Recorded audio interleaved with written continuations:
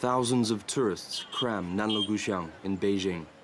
The once quaint residential lane is now a booming tourist destination. Officials say the 800-meter stretch can accommodate 17,000 people. But on days like this, the number of tourists are double that. Nanluguxiang is a really good example of what happens in Beijing when a hutong begins to gentrify, or when it actually even goes past the point of development where it starts to become a problem. So much of a problem, the district government has unlisted Nanluguxiang as a highly rated A3 tourist destination and banned bus tours. Last April, some days saw numbers here swell to 100,000. On this street, they couldn't move forward or couldn't be back because people were just literally crammed, together, swaying almost. Dominic's lived on Nanluguxiang since 2003. His t-shirt shop was the first store here. We would actually set up a table and chairs in the middle of this street and have dinner. So we would have dinner right here, which, if you look at it now, you think would be impossible.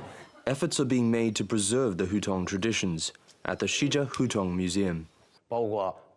They were peaceful environments where people planted trees and raised birds. It's about coexisting with neighbors harmoniously, living humbly, being kind. When there was trouble with one household, other families would help out.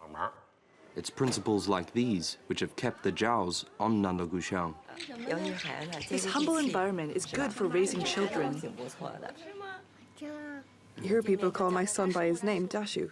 In our apartment block, people would just call him Little Guy. The hutongs mean different things for different people. For locals, it's a way of life. For business owners, it's a source of consistent revenue. For tourists, it's a way of seeing the new and the old China together.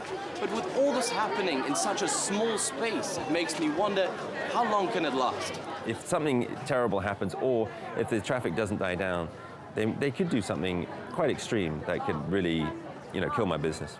But for now, these tourists and their business look like they're here to stay. Dan Epstein, TRT World, Beijing.